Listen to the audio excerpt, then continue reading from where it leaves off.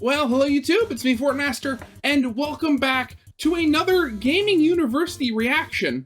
This is the Psychology of Psychonauts, Sasha's Shooting Gallery. So, yeah, if you didn't know, I have in fact played both of the Psychonauts games on my channel.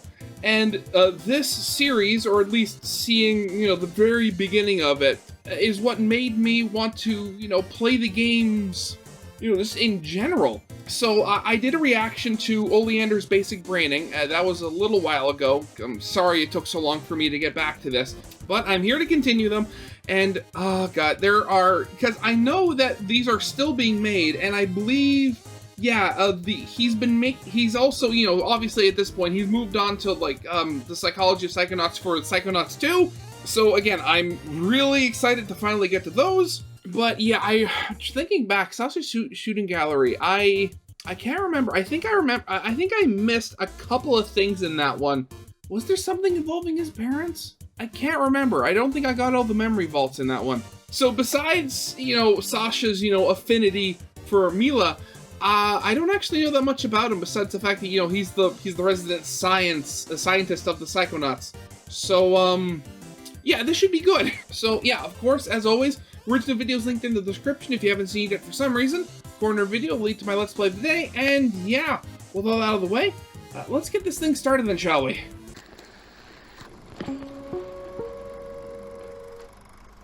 I don't really care, I've seen everything in Psychonauts. Upon his successful completion of Oleander's Basic Braining, Rasputin managed to catch the eye of the scientist, Sasha 9. The German fellow invites Raz to his lab for advanced training.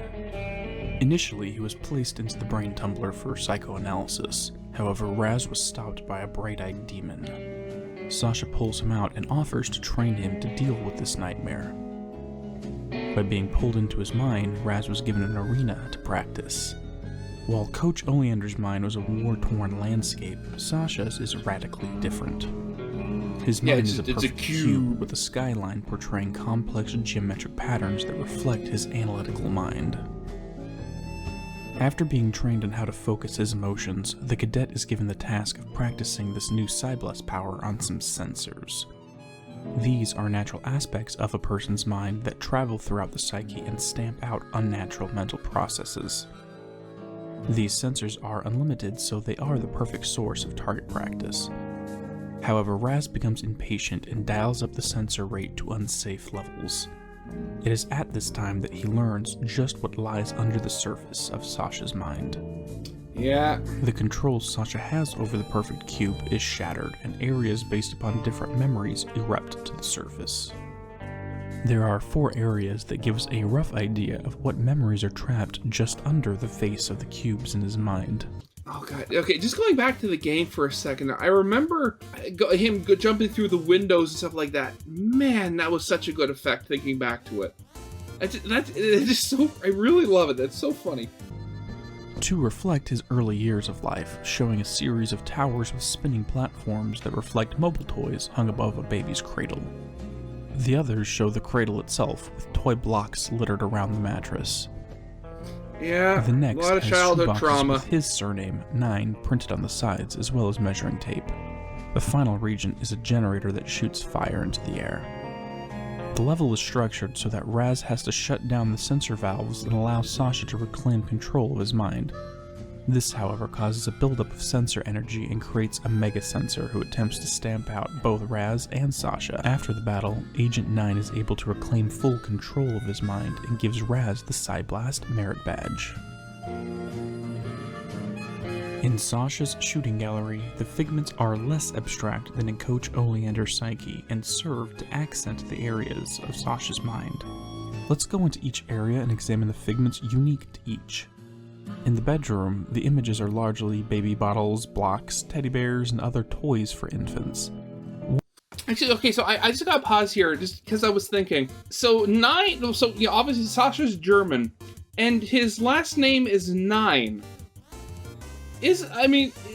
Granted, I don't know that much German, but isn't 9 literally just no? I don't know about you, but for some reason that just sounds the same as, somebody, in the English language having their last name as, yes. Actually, maybe that actually thinking about it, there was that one like James Bond movie where he fought like a Dr. No. So I guess maybe there is some sort of precedent for it. So I wonder. Last name 9. Not, oh, okay, so 9 actually is an actual German last name.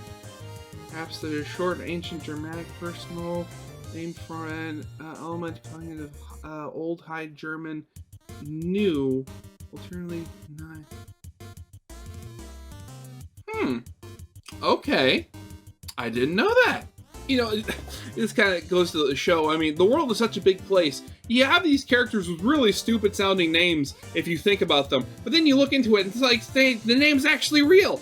One even depicts a woman holding a baby rattle. Moving to the Pillars area, most of the figments involve mobile toys that Sasha likely looked up at while lying in his crib. One even has a dog attached. The next time, the cube spits out images from when he worked as a cobbler in his dad's shop. The shoebox face of the cube includes figments that are tools of the trade, including thread, shoes, and even weird ones with cockroaches holding a hammer or shoe polish. By the time we reach the area that looks like an industrial generator, we get a peek into what is likely an even later time in his life. The figments of Sasha's imagination here reflect workers in a factory-like setting. One is holding a wrench while another is shoveling material that looks like coal. Another set shows workers having lunch or mechanical gears. Man, that's one of the questions I always had about Psychonauts, and it's like, when does the game take place? Because very obviously, the way things look is very, like, 60s inspired, 60s or 70s, because, you know, it's the whole thing of, you know, like, the psychedelic mind-reading powers and all that. It's really weird. I was never able to figure that out.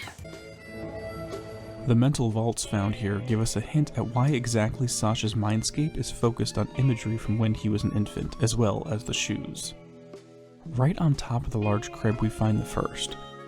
Entitled Sasha's First Loss, it begins with his mother holding a baby rattle over his head as he reaches up for it. I think I remember this one, yeah. She is depicted as very loving and maternal parent. Over time, she became ill and eventually succumbed to her sickness. Sasha's father lay over her deathbed, grieving the loss of his wife as the infant reaches out to them. After she is buried, his father was never the same. Rather than give Sasha the love and affection needed for a developing child who just lost his mother, his father became an empty shell, leaving the child to grow up without any form of comfort from a remaining parent. In the final slide, we see his father with a book on his lap. Too distracted to read it, he simply stares out the window while Sasha plays with the blocks in his crib, alone. Actually, thinking back, it's the whole thing where it's like Sasha was actually able to remember that, so I mean, that's just impressive. I mean, the earliest memory I have was like when I was like 4 or 5, we were at the CN Tower. And I remember we went to the top of it and we were looking out, and specifically I was really scared of walking over the glass floor that they have in certain sections. Oh god, still can't do that today. Vault called Sasha's Second Sight is found hiding on the bottom of the cube when the shoebox area is brought forward.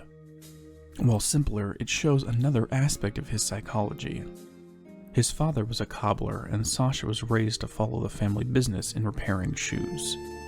Throughout his young years, the boy would persistently ask about his mother. However, he never received an answer, being forced to keep his mind on his work.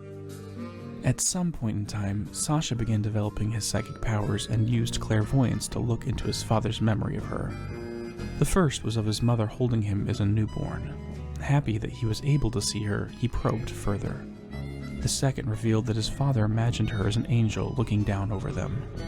Smiling at this thought, Sasha kept going and was shown one more. However, this one ended up altering the direction of his life. He witnessed a memory of his parents in the middle of intercourse. While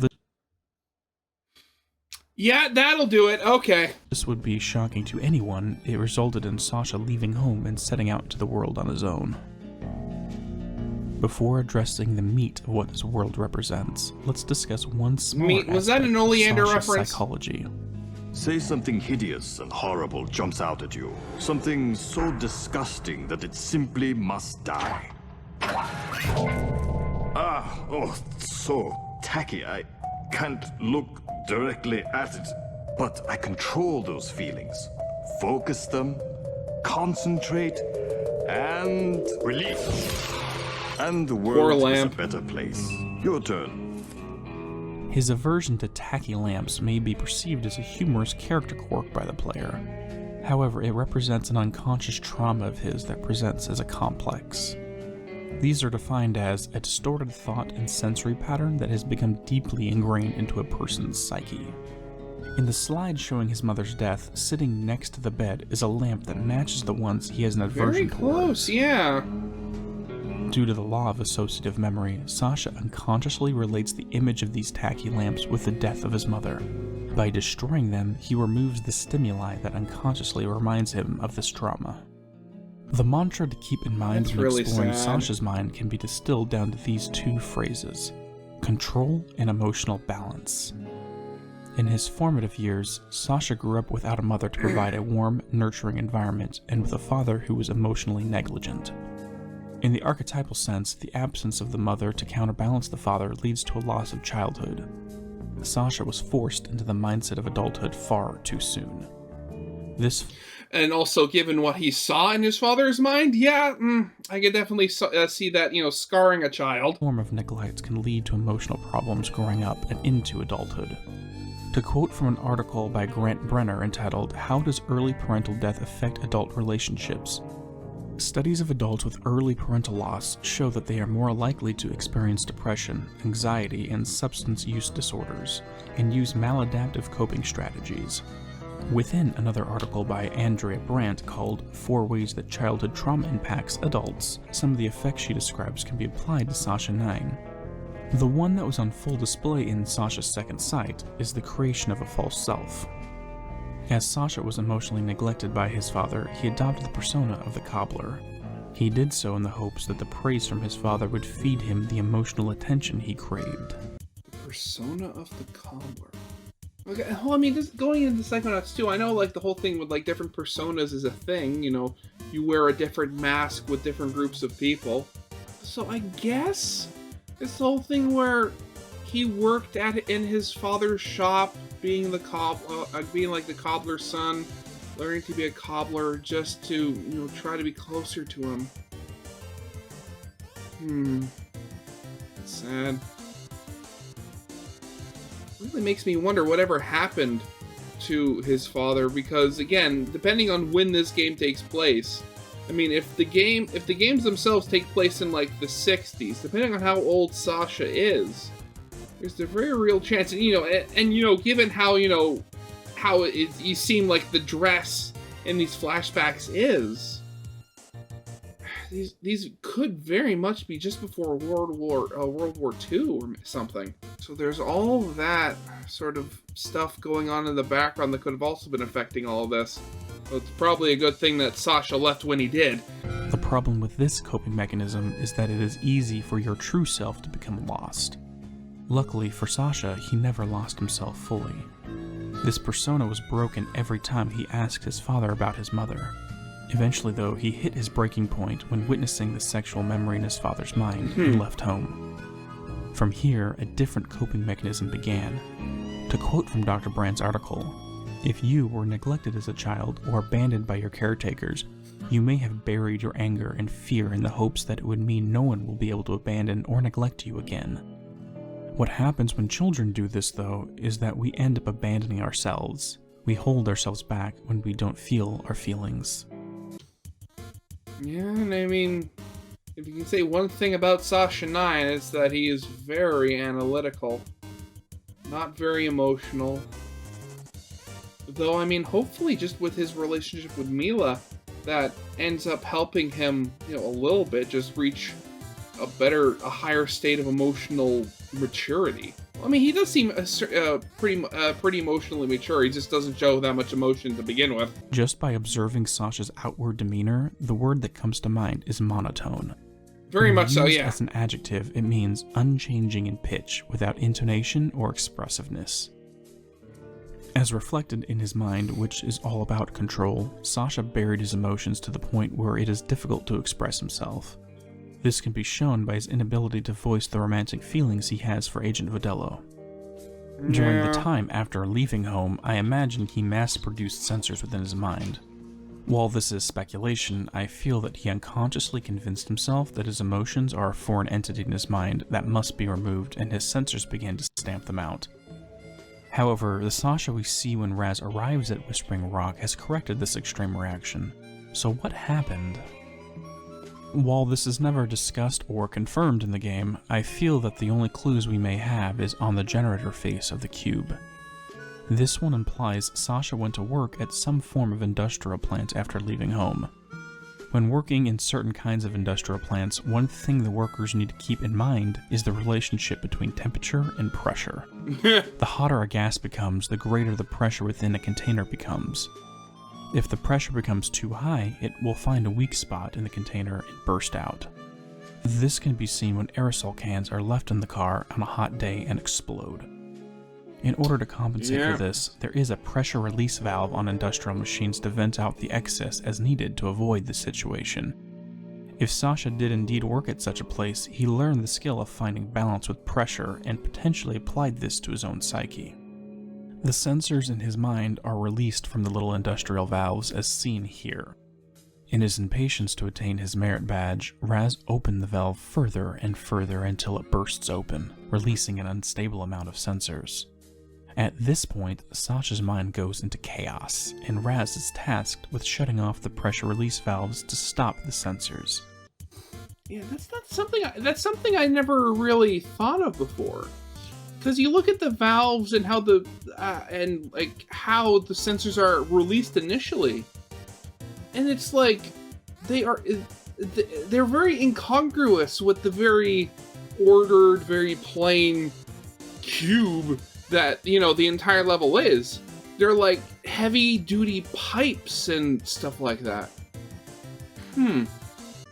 With the generator cube face containing the final valve, the flames bursting forth reflect this last bit of sensor energy releasing into his mind. However, after it is closed, the pressure continues to build inside of his mind. That once you lose control of your own mind, it's very hard to get it back. Yes, one's thoughts must be 100% controlled at all times. Well, no. Actually, if you try to completely suppress your undesirable feelings, they'll build and eventually explode. Oh, so, what would happen if you were to, say, completely block off all your sensor outlets? Well, there would be a buildup of sensor energy within that would, eventually... Yeah, it's all coming back to me now. Run, Rasputin. Very fast. In the attempt to repress the psychic energy inside a cube, just like the aerosol can, it will find a weak spot and burst forth violently. This parallels those who repress their emotions. While it does help us cope, eventually if we do not vent our feelings in a safe manner, that emotional pressure will build up and explode out of us violently. So what is the lesson we learned from all of this? If you can, either, talk your problems with your family or hire a therapist. Because I know from experience, just talking about your problems with somebody can be so liberating. The purpose of Rasputin entering this mind is to learn how to use Psyblast. But I've learned to keep it under strict control, and that's what I'm going to teach you. Control your feelings, your fears, your anger.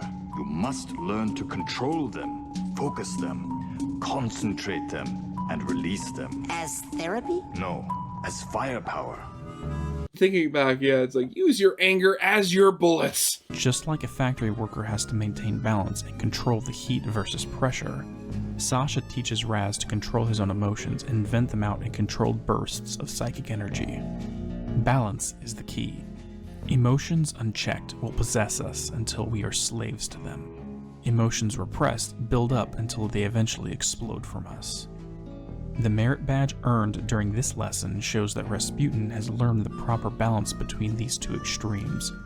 Mentally prepared, he is ready to return to his own mind and confront the demon he witnessed there.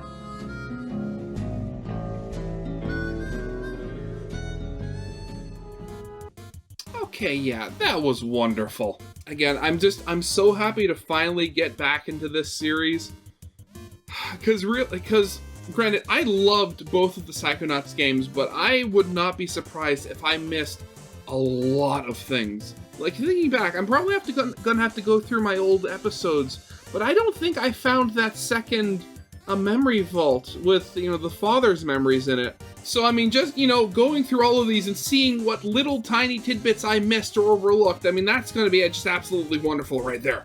So, yeah, that's going to be it for now. So, of course, as always, the original video is linked in the description if you haven't seen it for some reason. Corner video will lead to my Let's Play of the day. And yeah, that'll be it for now. So, I hope you guys liked. If you did, leave a like, subscribe if you have not, and I'll see you guys next time.